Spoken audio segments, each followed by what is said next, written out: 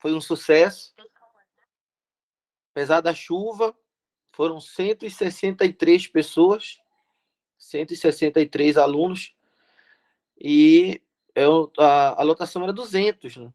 A gente só não chegou na lotação por causa da chuva mesmo. De novidade, também teve a prova, domingo, do ICMBio. Eu recebi aqui as questões de direito administrativo. Tá aí na tela? Tá? Vocês estão acompanhando as questões aí?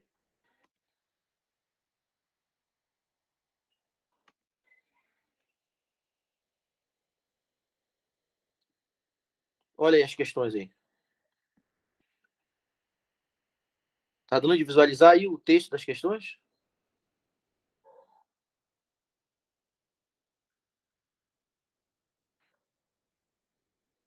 Então, olha só, essa aqui é uma prova de um aluno aqui do curso. É um aluno que vem estudando com a gente e ele se surpreendeu, porque a prova lá, a Banca CESP, né, cobrou exatamente o que a gente estuda aqui no curso. E ele até comentou comigo se é sempre assim, fácil. E não é uma questão de ser fácil, né? É uma questão de estar bem preparado.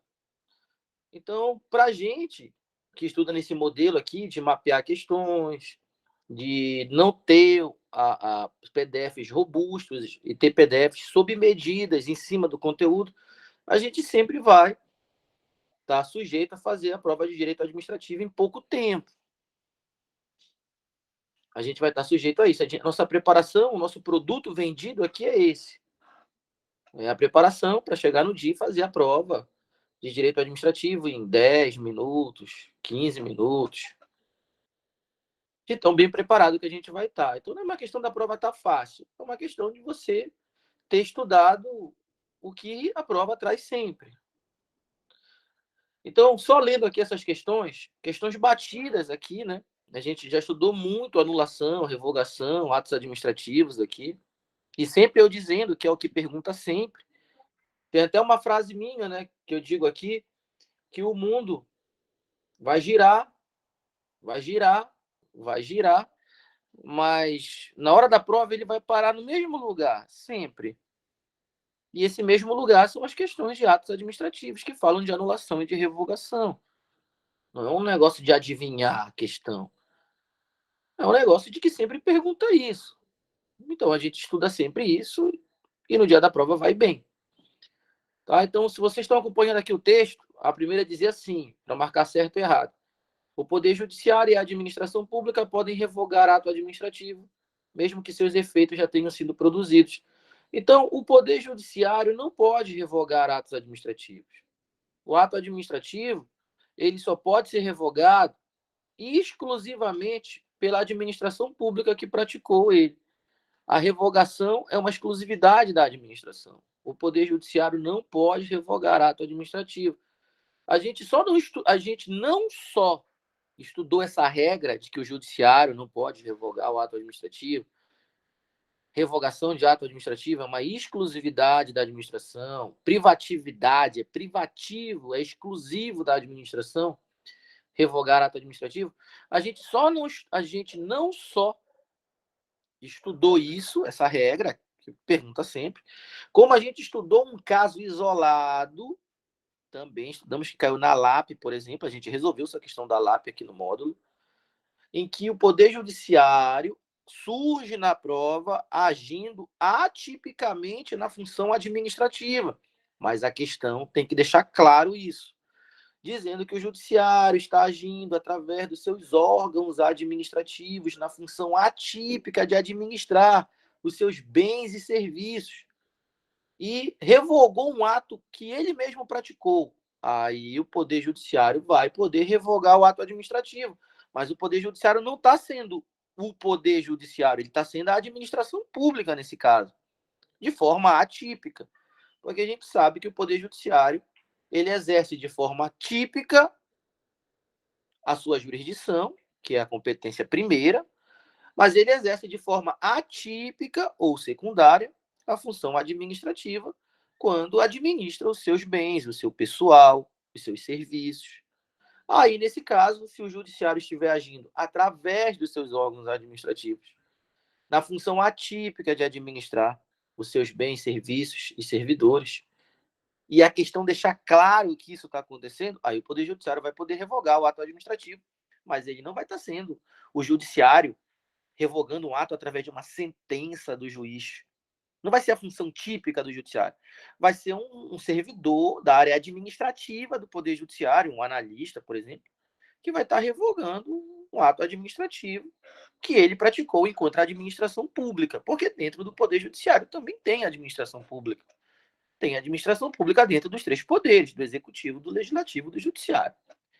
Mas isso só vale se a questão deixar claro que é o Poder Judiciário através dos seus órgãos administrativos, é o Poder Judiciário na função atípica de administrar. Então, a gente não só falou dessa regra geral de que o Judiciário não revoga, se aparecer isso, está certo, como a gente falou desse caso especial, que a questão tem que deixar claro, que é o Poder Judiciário no exercício da função atípica de administrar a coisa pública, no exercício da função atípica administrativa. Aí o Judiciário pode revogar o ato que ele mesmo praticou, mas aí ele vai estar sendo a própria administração pública. Ele não vai estar sendo o Poder Judiciário propriamente dito.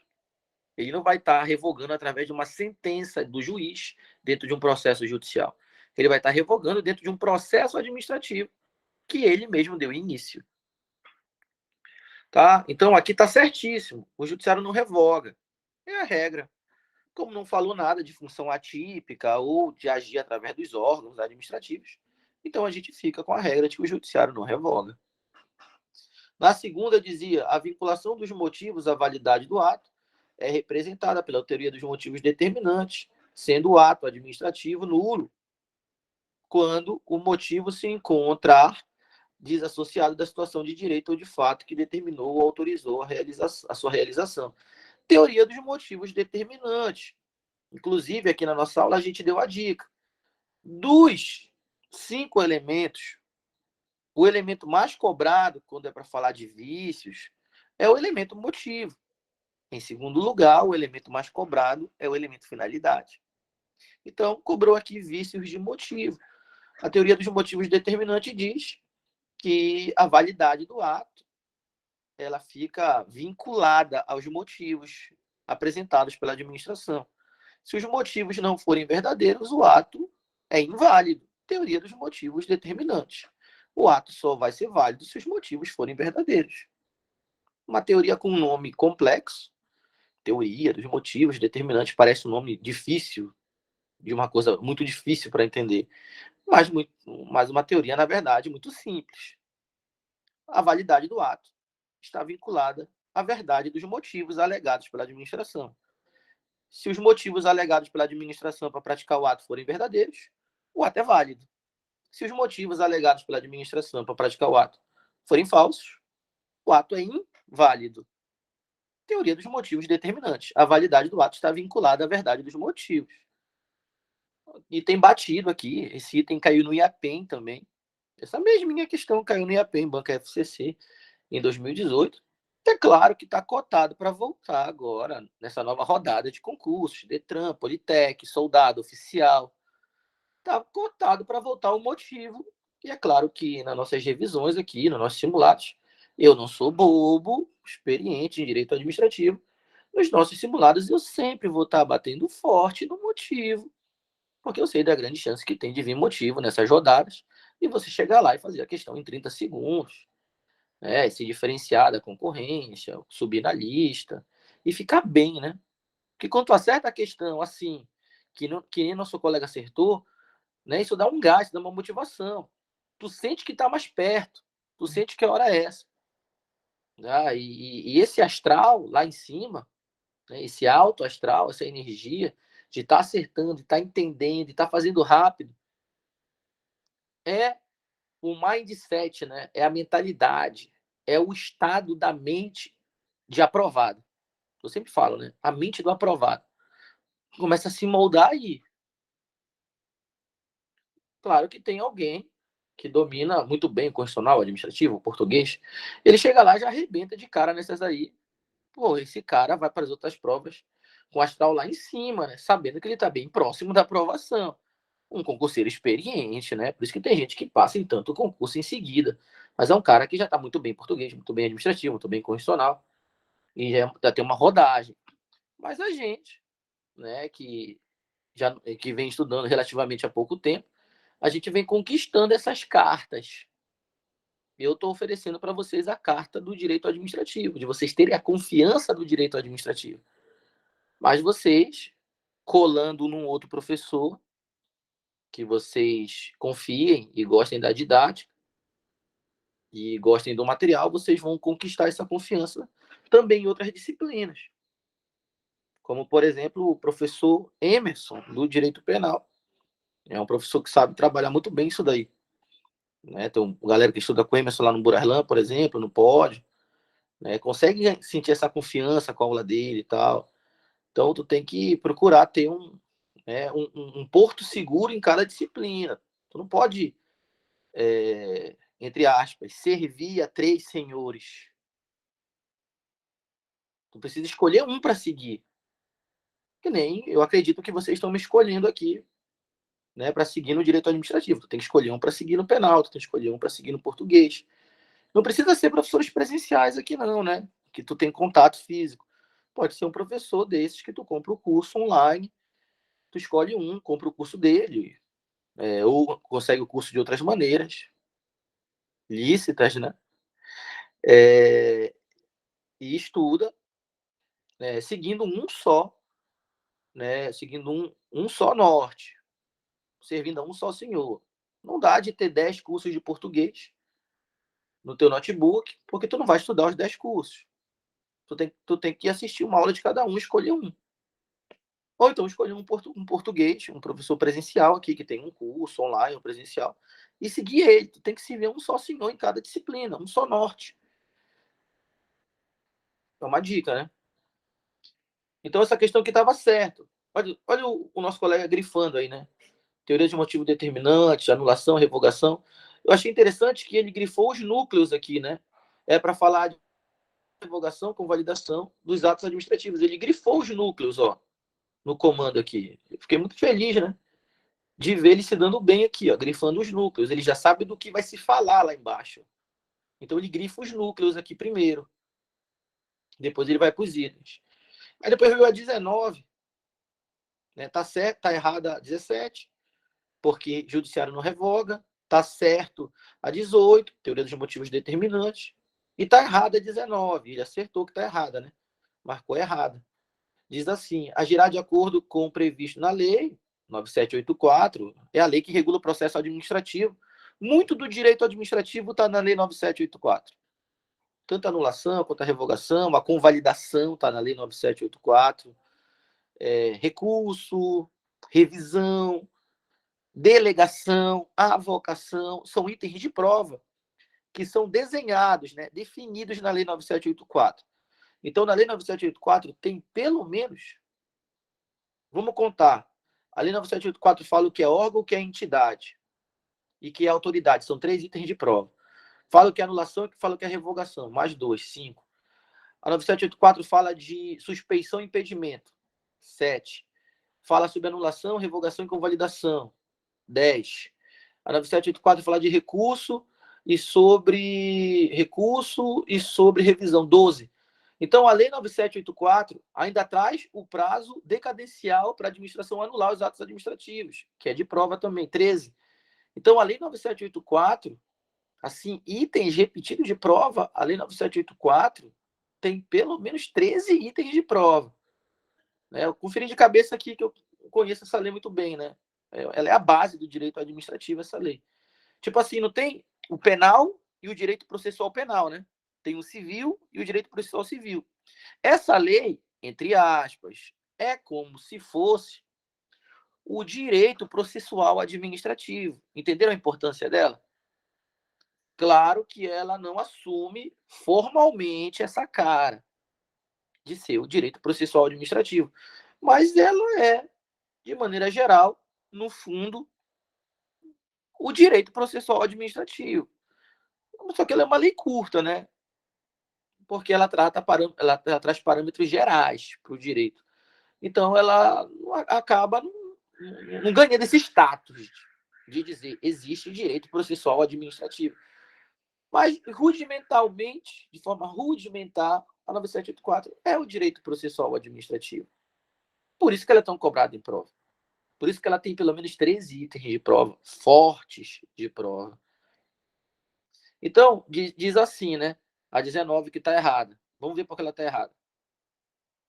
Agirá de acordo com o previsto na Lei 9784 o servidor público federal que verificar no ambiente do trabalho a ilegalidade do ato administrativo. Olha como ele grifou ilegalidade aqui, ó.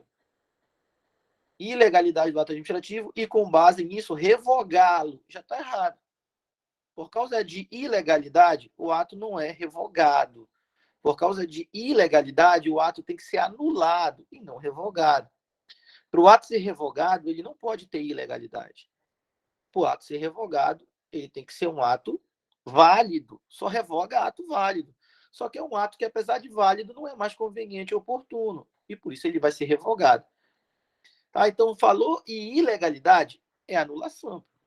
E não revogação, que está em cena. Aí ele já marcou errado aqui, porque ele matou. Ele matou a questão quando viu ilegalidade falando de revogação. Ele matou já aqui o item. Né? E já acertou as 3. Ele levou azar de ter errado a 20. A 20 está certa. Mas a gente está estudando o tema da 20, que é descentralização e desconcentração. Então, se ele tivesse tido essa aula que a gente vai ter hoje, e tivesse tido a prova depois dessa aula, ele acertaria a 20, essa questão 20 aqui, que ele errou, ele acertaria em 10 segundos, ou menos. Porque a gente vai falar nessa aula justamente dessa questão 20, que diz que a diferença preponderante entre os institutos a diferença preponderante entre os institutos, que é a descentralização e a desconcentração, a diferença entre os dois decorre do número de pessoas jurídicas envolvidas em cada um deles. Tá certo esse item. E a gente vai falar disso hoje, arrematando o conteúdo que a gente vem estudando já há algum tempo, nessa aula extra. Né? A gente vai ver por que essa questão aqui está certa. Ao final dessa aula, a gente vai ver por que essa questão aqui está certa. Essa número 20, que ele está até com o dedo na frente aí.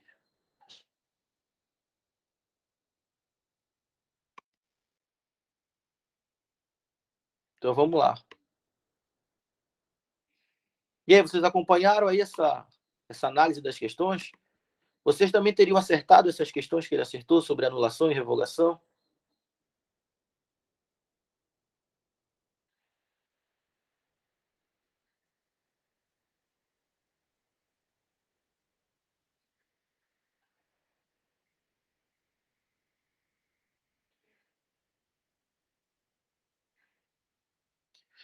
Aí, por exemplo, ontem, né, um outro aluno aqui do curso pegou uma prova da PM, da banca FGV, lá do Ceará, parece, e foi resolver. E nessa prova da FGV, para a PM lá do Ceará, né, ele identificou também tudinho a nossa aula, né? Até mandou os prints para mim, falando assim, olha, essas questões aqui estão tudo dentro da aula. Né? Eu acertaria todas. Então, não tem nada de excepcional em tu pegar as provas e perceber que a nossa aula cobre as questões. Né? E o segredo é simples. O segredo é simples. Não tenho problema nenhum de contar, porque eu sou anti-mistério, né? Eu sou adepto daquela frase assim: se você não conseguir explicar alguma coisa de maneira simples, é porque, no final das contas, você nunca entendeu muito bem essa coisa. Se tu não conseguir explicar uma coisa de maneira simples, é porque tu nunca entendeu muito bem sobre essa coisa. Então, eu odeio mistério. Eu odeio qualquer pessoa que vem me falar alguma coisa e fala, mas isso é difícil. Ah, não, sai fora, velho. Quero papo contigo. Ah, mas isso daí só faz quem não sei o quê. Não, sai fora, velho, sai fora. Eu sou o contrário. Não, isso daí é fácil. Vamos lá, mano. Não, é possível sim. Tá sim, mano. Vamos lá que tu consegue. Eu sou o contrário, né? Eu sou anti-mistério. Passou a ter muito mistério, eu tô fora, não quero papo com a pessoa. São pessoas que não vão contribuir para nada em minha vida. Né? Então, quando eu vejo uma pessoa falando que é muito difícil, que só ela faz, e que ela é melhor, e ninguém mais pode fazer igual, tal. Então eu já vou me afastando dessa pessoa. São pessoas que, na minha opinião, não vão acrescentar em nada, né, para o meu crescimento individual. Então eu não dou papo para essas pessoas. E quando tem alguém que conseguiu alguma coisa na vida, né, tá bem, fala assim, não, se tu prestar atenção, né, quem já passou e tal, dificilmente a pessoa vai falar assim para ti, não tenta não, que é difícil. Esse negócio de botar muita dificuldade geralmente é quem nunca passou, né? E fica botando dificuldade para a vida dos outros. Quem já passou, não bota tanta dificuldade assim. Então, geralmente, quando tu encontra alguém que já passou muitos concursos, a pessoa te incentiva, né? Pô, vamos lá e tal, é possível sim. Entendeu? Então, eu sou adepto disso daí, né? De procurar essas pessoas que realmente que dizem que é possível e que não botam mistério em cima. Então, se tratando desse tema aqui, falando desse negócio de mistério, eu vou te dizer o seguinte, eu vou te dar o segredo logo. Até para quem quiser dar aula aí e tal. Vou te dar o segredo. Professor, como é que as questões das provas do ICMBio, da PM do Ceará, por que essas questões estão dentro da tua aula, professor? Qual é a mágica? Aí eu vou dizer, não, só com o Merlin, né? Só o Merlin pode ensinar isso daí. Não, nada a ver. Odeio o mistério. Então vou te dar logo a fórmula. As nossas aulas, elas não são do conteúdo para as questões. Eu nunca vou pegar um livro inteiro de direito administrativo, ler ele todo, depois ler outro livro, depois ler outro livro, para depois montar nossa aula, para depois resolver as questões. Eu ia falar muita coisa que não serve para nada. Então, como é que a nossa aula aqui consegue abarcar as questões? E é o mesmo que tu tem que fazer para se dar bem nas outras disciplinas. Tu tem que fazer o caminho inverso. Primeiro, tu vai olhar do que as questões estão falando, mesmo sem entender do assunto. Primeiro, vai lá ler as questões. Lendo as questões, tu vai começar a perceber, sem saber o assunto, e os itens estão se repetindo, falando sobre uma mesma coisa, que tu não sabe o que é, mas tu percebe que está repetindo. Aí tu descobre, pô, fui pegar fiz uma pesquisa aqui de questões, falou direto desse negócio de centralização, descentralização, de autarquia, autarquia, autarquia. Tu percebe isso fazendo as questões, mesmo sem tu saber o que é descentralização, mesmo sem tu saber o que é autarquia, tu percebe que se fala muito disso. Aí tu vai estudar sobre isso. Aí tu volta e resolve essas questões. Então, todo esse nosso estudo aqui, ele não é do conteúdo para as questões, é das questões para o conteúdo. Primeiro eu faço a pesquisa do que cai, do que mais se pergunta. Eu vivo fazendo pesquisa de questões, né? A minha maior plataforma, né, que mais me dá lucro, seja como concurseiro, seja como professor, é o que concursos. Mas existem outras plataformas além do que concursos. Tá? Eu sou do que concurso porque eu comecei com ele, então não saí mais dele. Mas existem outras, né? Hoje em dia tem muita plataforma. Gran Curso tem plataforma, Estratégia tem plataforma. Então, eu vou lá no que concurso. Aí eu olho lá o que vem caindo nos últimos anos e vou ali nos comentários lá. Depois eu vou para o livro. O que é isso aqui que eu não entendi essa aqui? Eu vou para o livro e vou diretamente em cima da questão. Então, não posso nem falar assim para vocês, eu domino todo o direito administrativo e tal. Não domino. Mas eu domino uma boa parte dos conteúdos de prova. Aí eu poderia dizer sim. Não, boa parte do conteúdo de prova, de determinado tema, eu domino. Agora, falar, eu domino o direito administrativo? De jeito nenhum poderia falar isso, porque o cara pega uma doutrina de um doutrinador aí, italiano, né? O direito administrativo é muito vinculado ao direito italiano, principalmente o direito administrativo brasileiro. Né? O cara vê uma doutrina de lá e prova que o que eu estou resolvendo aqui nas questões, tudo ao contrário, na opinião desse doutrinador.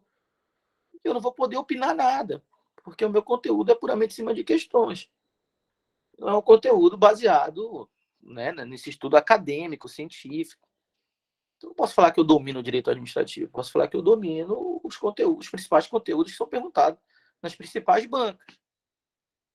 É um conhecimento voltado especificamente para um objetivo, acertar questões. Tá? Então, a ideia é essa. Está lá no direito penal, qual é o assunto que está lá? É concurso de pessoas. Pô, vai lá, joga um filtro no que concurso de pessoas. Ah, mas eu nunca estudei isso. Vai lendo as questões, vai percebendo que está se repetindo, que está se repetindo, está se repetindo. Depois tu pega esses temas que mais se repetiram, mesmo sem saber o que é, aí tu vai para o conteúdo, aí tu estuda o conteúdo e depois tu fixa o olhar no conteúdo, no que tu mais viu que repetiu. Fala, isso aqui repetiu muito, eu vou dar uma atenção para isso aqui. Aí tu dá uma atenção para isso aí, depois tu volta para as questões. Aos poucos tu vai montando, tá, uma base de conteúdos em que o teu olhar só parte para cima das questões. O teu norte são as questões. Naturalmente, tu começa a acertar as questões porque o teu olhar é fixo nos conteúdos de prova. É válido aquele raio-x do QC? Então, eu nunca usei esse raio-x do QC. Eu nunca usei, eu só uso filtro mesmo. Do QC eu só uso filtro. Né? Então, se eu estou estudando português, eu vou lá e boto a banca e o conteúdo. Né? É bom que quando tu escolhe a disciplina, o QC já te dá os temas de prova. Tipo assim, eu nem sei os temas de prova de contabilidade. Eu nem sei. Mas se eu botar contabilidade no QC, quando eu clicar em assuntos, vem todos os assuntos do edital de contabilidade divididos. Mesmo sem eu saber quais são os assuntos. Mas o QC já divide para mim. Então, o direito administrativo, eu boto direito administrativo lá no QC. Quando eu clicar em assuntos, vem todos os assuntos de direito administrativo divididinho, de acordo com os editais. Eu só preciso escolher um para clicar. Então, a vantagem do QC é essa, né? Eles têm essa divisão bem feita lá dos conteúdos dentro da disciplina. Então, por mais que tu não conheça a disciplina, tu vai acabar conhecendo a divisão do conteúdo lá, reconhecendo, comparando com o edital, né? Escolhendo um, fazendo filtro, olhando as questões, resolve o conteúdo. É uma questão só de dar mais atenção, né? É só uma questão de tu treinar teus olhos, né? O conteúdo ele é imenso, mas os tópicos que são perguntados são isolados. Mas será que nosso olhar é treinado para isso? Resolvendo questões, o nosso olhar fica treinado para os tópicos de prova. Diferente de alguém que não sabe quais são as questões e quer achar que o PDF inteiro, que o livro inteiro é conteúdo de prova. Impossível. Ninguém passaria em concurso se o livro inteiro fosse conteúdo de prova. Ia cair a página 75, eu estava ferrado. Não é assim que funciona. Tem que ter o olho treinado. O olho treinado, ele é treinado com os conteúdos de prova. E aí, quando tu vai ler lá o PDF de 150 páginas, tu já passa rápido pelo aquilo que tu sabe que não se pergunta. Mas tu sabe que não se pergunta porque tu já conhece o filtro. A ideia é essa, entendeu? Essa foi a ideia de mapear questões, por exemplo. Eu já contei aqui anteriormente, né? Que me levou a ser primeiro colocado no concurso da UEAP para assistente administrativo, né? Uma prova de 8.000 inscritos, cargo mais concorrido. E tudo que eu fiz foi resolver provas anteriores e fazer esse olhar em cima dos conteúdos. Não sabia que isso era tão forte, né? Me entreguei tanto que acabei sendo o primeiro colocado, sem saber do poder de se mapear questões. Achava que tinha que ser um cara extraordinário para ser primeiro colocado. Eu fui o primeiro colocado e é claro que os caras que estavam atrás de mim sabiam muito mais de administração geral do que eu. Eu só sabia acertar mais questões do que eles, porque eu estava treinado para o estilo da banca e não dominava mais conteúdo que eles. Com certeza, o segundo, o terceiro. Para você ter uma ideia, o segundo colocado desse concurso da UEAP hoje, ele é policial rodoviário federal, né? Um cara com uma rodagem, né? Seguiu estudando e tal. Tá, então essa é uma dica de hoje, né? Para você montar o seu próprio mapeamento de questões. Mapear dá trabalho, porque tem que fazer o filtro, depois tem que ler o conteúdo, aí tem que voltar para as questões. No entanto, tu só mapeia uma vez. Porque depois que tu mapeou a primeira vez, as outras vezes que tu estudar é só revisão. E tu vai revisar nas próprias questões repetidas que tu já resolveu. Qual o problema de tu resolver uma questão repetida? Ah, não, já resolvi essa questão, não posso resolver ela de novo porque eu já resolvi ela. Ah, é. Aí tu sabe, tu já sabe tudo dessa questão. Tá? Se vier de novo, tu vai acertar. Eu sei. Vai perder, pô. Vai cair a questão que tu resolveu e tu errou e ela vai cair e tu vai errar de novo se tu não resolver ela mais vezes. Então, mesmo a questão que tu acertou, a questão que tu errou, não tem problema nenhum de tu voltar e fazer uma revisão em cima das questões que tu já resolveu, reforçando o conteúdo. facilitando a memorização, né? Então, não tem problema nenhum de falar assim, resolvi essa questão, eu vou resolver de novo. Qual o problema? Agora, vamos falar aqui de uns conceitos aqui. Vamos falar de centralização, de desconcentração e de concentração, tá? Então, a gente vai falar sobre centralização. Ah, não, tá, tem outro aqui, né? Vamos falar sobre centralização, sobre descentralização, vamos falar sobre desconcentração e sobre concentração. Então, aqui tem... Deixa eu colocar em vermelho aqui. Aqui tem... mas não cabe vermelho aí, né? Vou botar um verde. Aqui tem 4 tópicos de prova.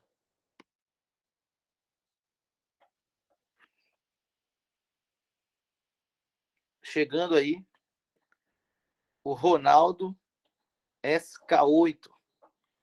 Então, aqui tem 4 tópicos de prova.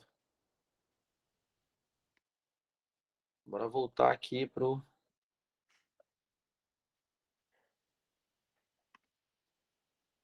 modalidade de escrever. Como é que faz para sair daqui?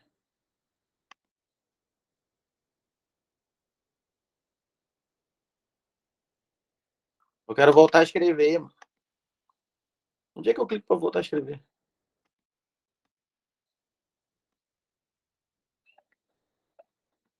Pronto, voltou. 1, 2,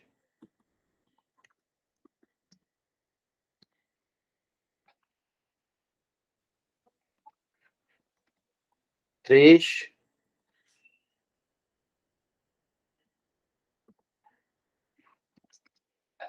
4. Então, tem 4 conceitos aqui.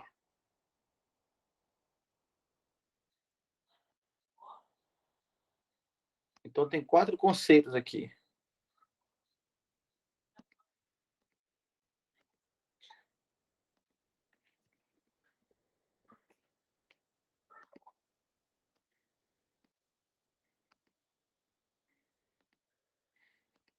Conceito de centralização, conceito de descentralização.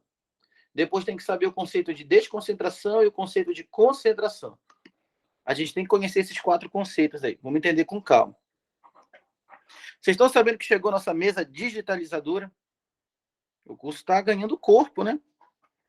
Está saindo do nosso estúdio, tá? Eu também comprei uma TV para o nosso estúdio.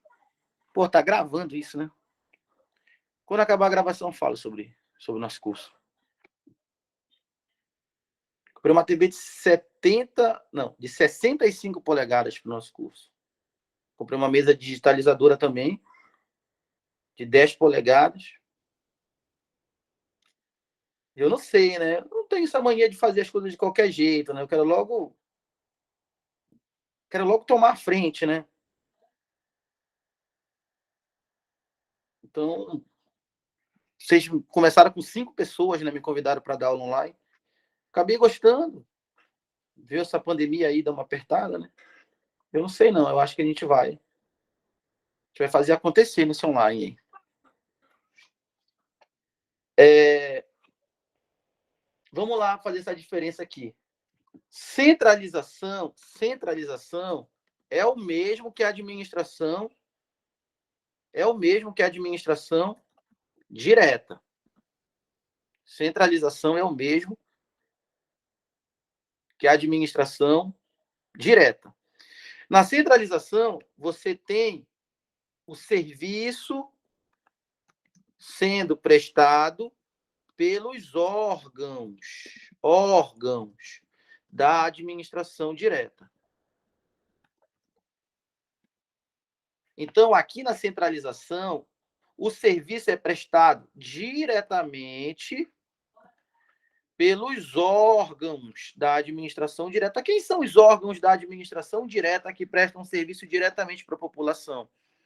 Olha, são as secretarias do Estado, as secretarias do município. Quando eu falo em secretarias, eu estou falando da Secretaria de Educação, Saúde, Meio Ambiente, Lazer, Desporto, né? Esses são os órgãos da administração direta. Se for a União, os órgãos são os ministérios. Ministério da Educação, Saúde, Segurança Pública. Dentro desses órgãos, tem outros órgãos prestando serviço, né? Tipo assim, no Ministério da Segurança Pública da União, lá dentro está a Polícia Federal, que é um órgão, a Polícia Rodoviária Federal, que é outro órgão, e o DEPEN, que é outro órgão. Então, dentro dos ministérios tem outros órgãos, dentro das secretarias tem outros órgãos. Se eu pegar a Secretaria de Saúde do Estado do Amapá, administração direta, o HE é um órgão subordinado à Secretaria de Saúde. O HE é a administração direta, então. Tá? Então, a centralização é a própria administração direta. É essa prestação de serviço que vem diretamente dos órgãos da União, do Estado, do município e do DF. Tranquilo? Quando a gente fala de descentralização, a gente envolve necessariamente duas pessoas jurídicas. Por quê? Uma pessoa jurídica vem da administração direta. Olha quem é que vem da administração direta: União, estados, municípios. Isso aqui são pessoas jurídicas da administração. Isso aqui são pessoas jurídicas da administração direta, IDF. União, estado, município, IDF. Prestam ou não prestam serviços diretamente para a população através dos seus órgãos, das suas secretarias, dos seus ministérios? Prestam, isso é centralização. Mas tanto faz a União, tanto faz o Estado, tanto faz o município, tanto faz o DF. Qualquer um dos quatro pode descentralizar a prestação do serviço. Essa descentralização é de dois tipos diferentes. Na descentralização, tudo isso aqui a gente já viu, hein? Eu estou revisando. Na descentralização por outorga, também chamada de descentralização por serviços. Tem gente que chama de descentralização técnica também, né? Descentralização por outorga, descentralização por serviços, descentralização técnica. Nessa descentralização por outorga, o serviço vai ser descentralizado, ou seja, ele vai sair do órgão do Estado do Amapá, por exemplo, podia ser União, podia ser município, podia ser DF. O serviço vai sair da responsabilidade do órgão do Estado do Amapá e vai ser descentralizado. Na descentralização por outorga, o serviço sai da competência do órgão do Estado do Amapá, ou seja, ele sai da administração direta e ele vem para a administração indireta. Descentralização por outorga é o mesmo que a administração indireta. Ele vem para a administração indireta, para uma dessas pessoas prestar o serviço indiretamente. Quem são essas pessoas que vão prestar serviço indiretamente? Autarquias, fundações públicas, sociedades de economia mista e empresas públicas.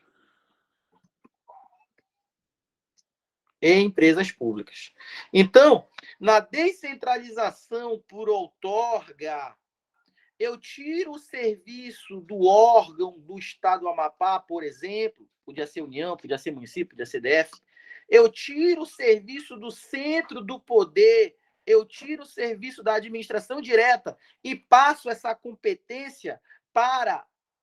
Eu tirei da centralização, então eu passei para a centralização. Eu tirei da administração direta o serviço, então eu passei para a administração indireta prestar esse serviço.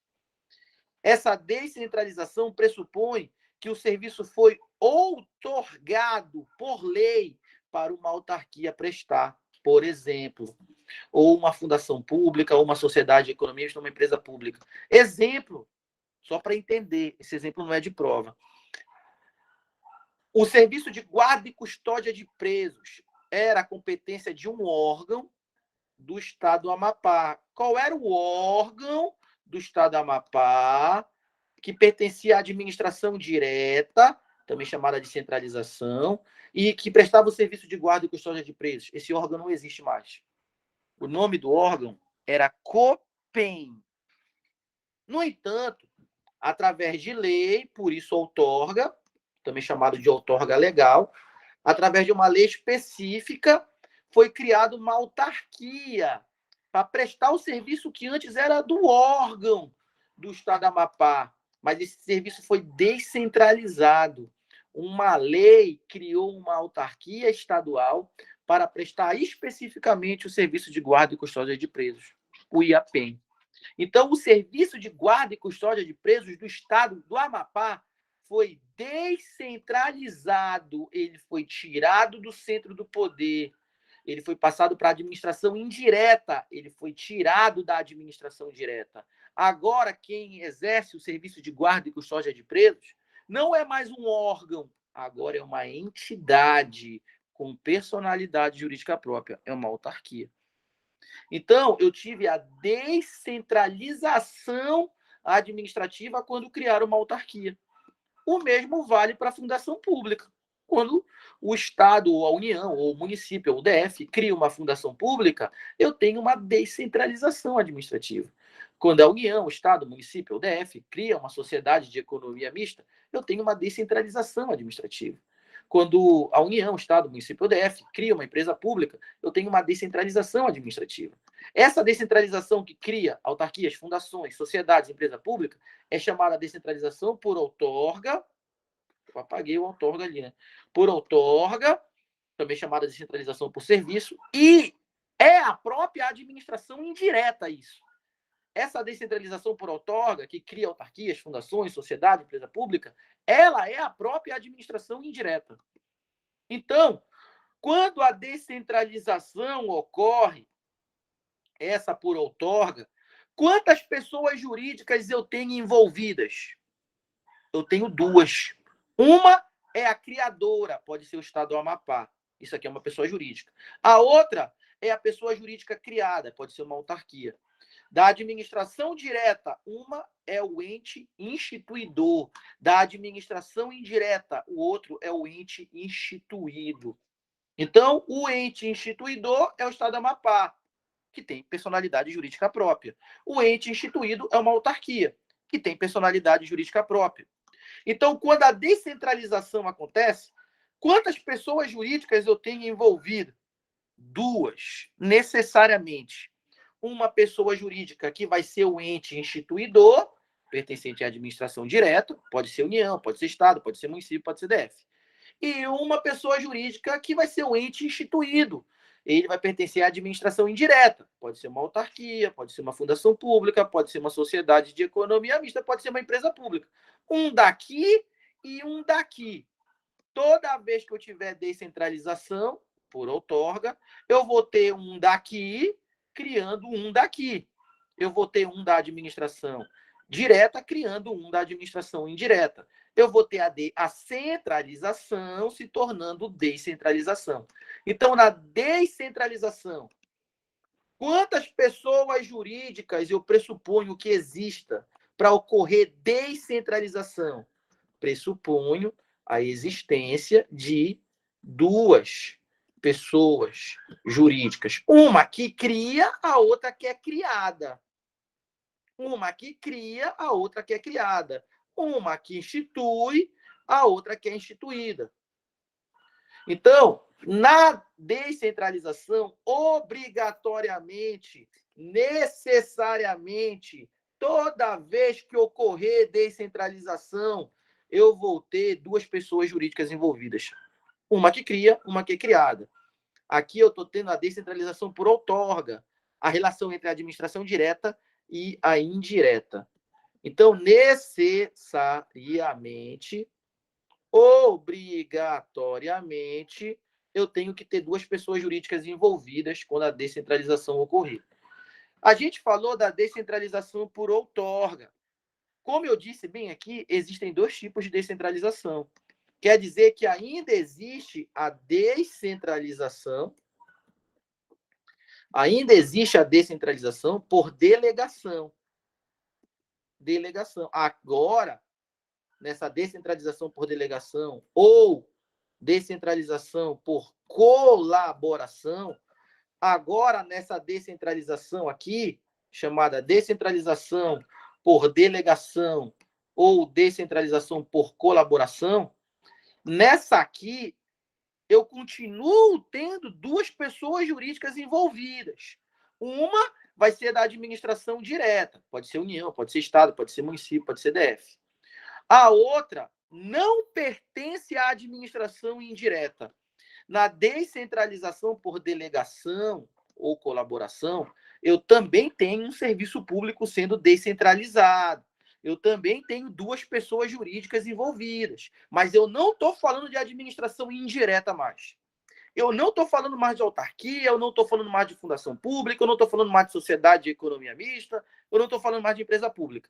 Na descentralização por delegação, eu também tenho duas pessoas jurídicas envolvidas, eu também tenho descentralização, eu também tenho um serviço da administração indireta que vai ser passado para uma outra pessoa jurídica prestar. Mas agora eu não falo mais de administração indireta. Eu não falo mais de autarquia, eu não falo mais de fundação pública. Agora o papo é concessionárias de serviço público. Isso aqui a gente já falou lá passado. De serviços públicos. Agora, na descentralização por delegação, o papo é permissionárias de serviços públicos. O papo agora é autorizatárias de serviços públicos.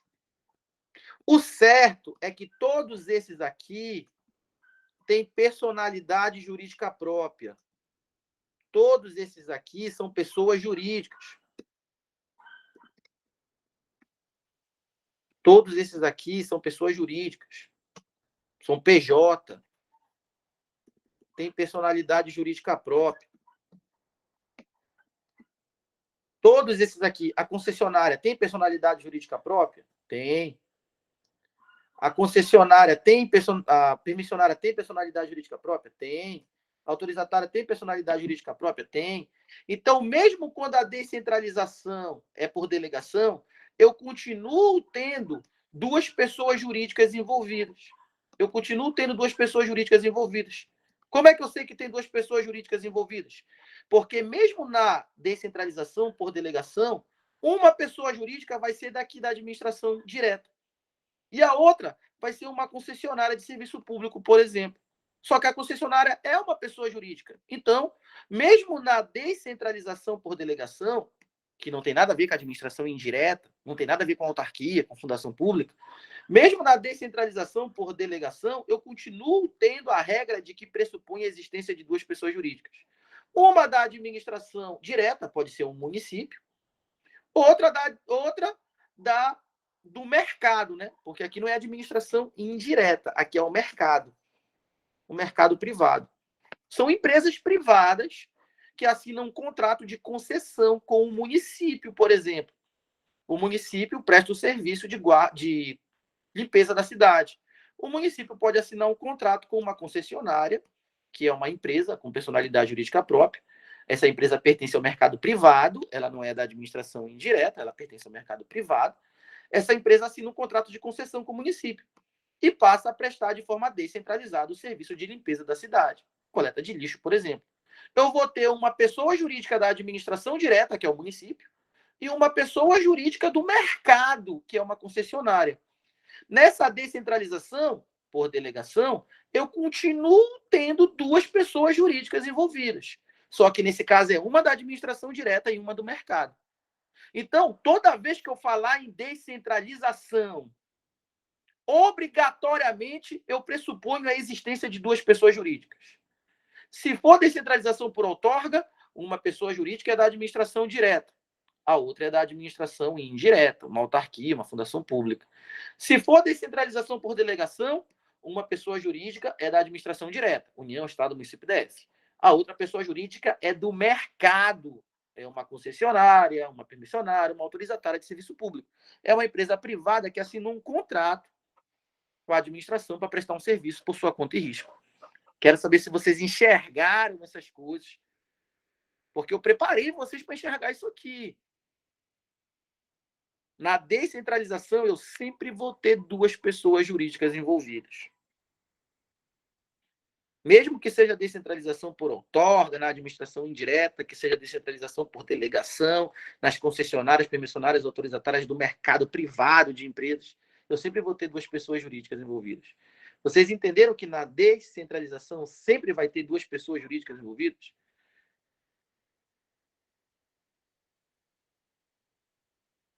Vocês entenderam essas coisas, hein? Entendeu, Sara? Entendeu, Edivane? Edivane Baia. Essas coisas caem aí, hein, Brenner? Essas coisas caem aí, hein, Brenner?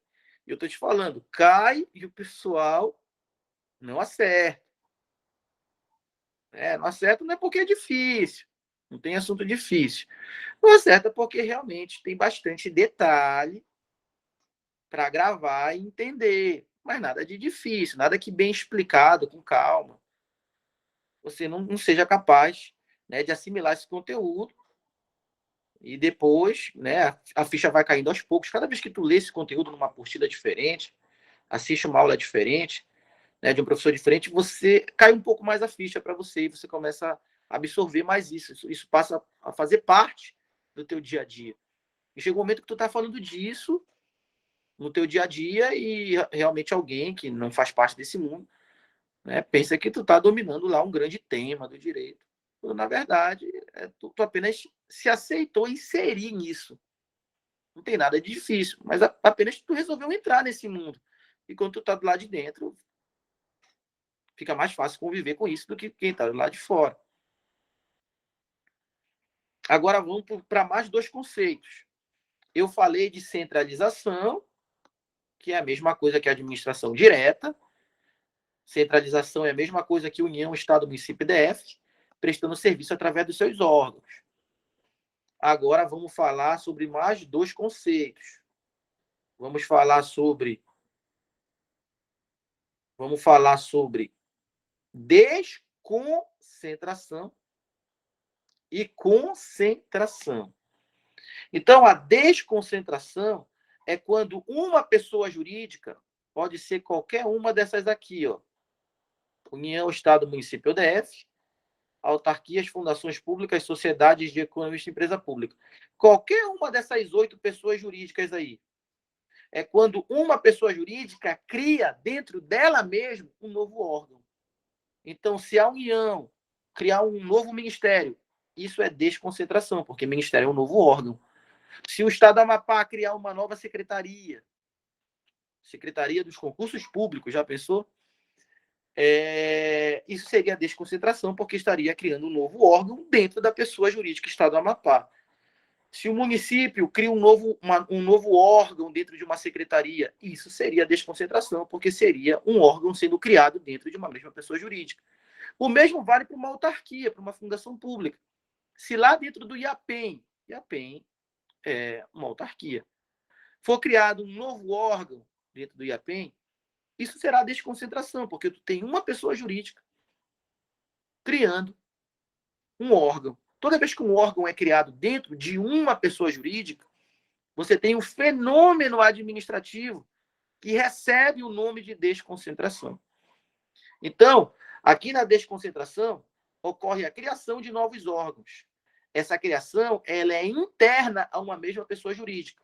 Na desconcentração, diferente da centralização, na desconcentração, eu pressuponho a existência de uma só pessoa jurídica e que dentro dela está sendo criado um novo órgão. Enquanto que na descentralização eu tenho duas pessoas jurídicas. Na desconcentração, eu tenho uma só pessoa jurídica, obrigatoriamente. E dentro dela está sendo criado um novo órgão. Então, quando se cria um órgão dentro de uma mesma pessoa jurídica, criação de órgãos, isso é desconcentrar.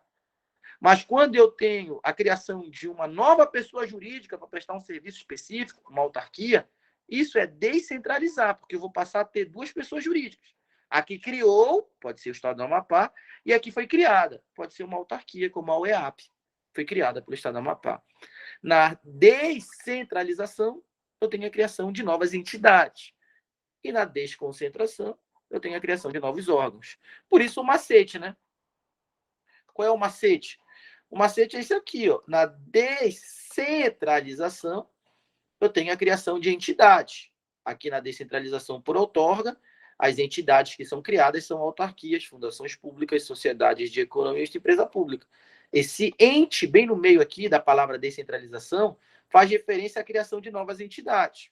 Claro que eu tenho que ter duas entidades. Se eu estou descentralizando, eu tenho que ter uma entidade que cria, pode ser a União, o Estado, o município DF. Eu tenho que ter a entidade que é criada. Autarquia, fundação, sociedade de economia e empresa pública. Por isso que eu tenho esse ente bem no meio da palavra descentralização. Porque eu tenho uma entidade sendo criada. Eu vou passar a ter duas pessoas jurídicas. A que criou e a que foi criada. Isso é administração indireta também. Na desconcentração, eu só tenho uma pessoa jurídica envolvida. Eu não tenho duas. Eu tenho uma pessoa jurídica que dentro dela está sendo criado novos órgãos. Aí eu tenho a desconcentração. E no meio da palavra desconcentração, eu tenho o O de órgãos. Para não confundir. Descentralização, ente, bem no meio, entidade. Duas entidades, uma que cria, uma que é criada. Na desconcentração, O de órgão, porque eu só tenho uma entidade na desconcentração e está sendo criado o órgão dentro dela. Assim também como eu tenho o conceito de concentração. Concentração é o caminho inverso da desconcentração. Se na desconcentração eu tenho a criação de órgãos, assim como é possível criar, também é possível juntar ou extinguir órgãos. Então, quando, em vez de criar, o órgão é extinto, então eu não tenho desconcentração. Desconcentração é quando cria o órgão. Então, em vez de criar, o órgão foi extinto. Então, eu tenho o contrário de desconcentração. O órgão não foi criado, ele foi extinto. Quando o órgão é extinto, eu tenho a concentração. A concentração é a extinção de órgãos públicos dentro de uma mesma pessoa jurídica. Então, seja a desconcentração, seja a concentração, os dois pressupõem a existência de uma só pessoa jurídica. Só que na desconcentração, essa pessoa jurídica está criando órgãos dentro dela. E na concentração, essa pessoa jurídica está extinguindo órgãos dentro dela. A extinção de órgãos gera uma concentração de competências dentro de uma mesma pessoa jurídica. Enquanto que a criação de órgãos gera uma desconcentração de competências dentro de uma mesma pessoa jurídica. Desconcentrar é criar novos órgãos. Concentrar é extinguir órgãos que já existiam. Mas os dois têm que ser dentro da mesma pessoa jurídica. Seja a desconcentração, seja a concentração, os dois pressupõem uma só pessoa. E dentro dela está ocorrendo a criação ou extinção de órgãos. Vocês entenderam esses conceitos de desconcentrar e concentrar? Vocês entenderam esses conceitos, hein?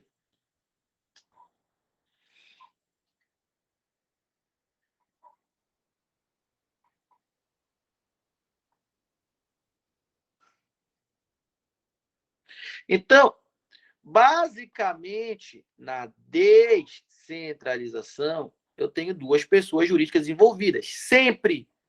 Nem que seja uma da administração direta e uma da administração indireta.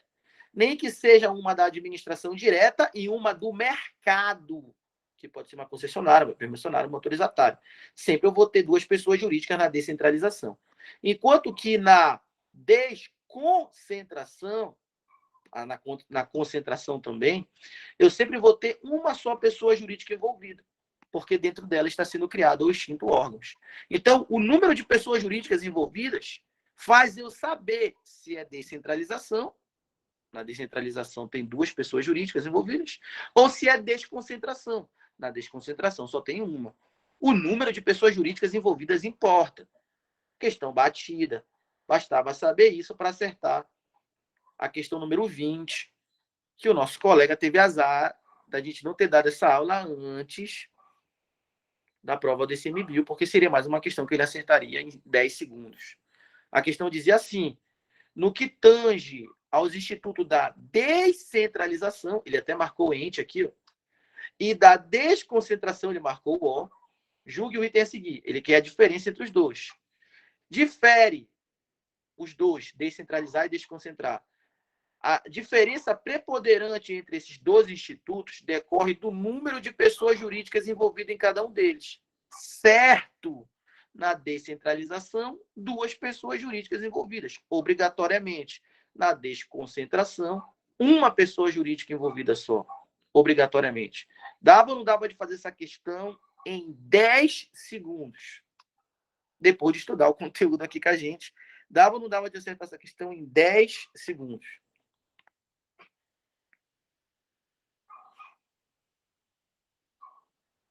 Com certeza.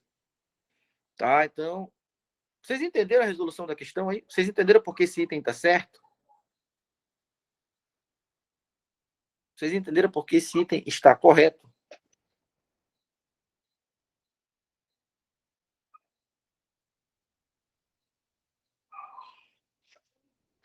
Então, eu vou encerrar a gravação aqui.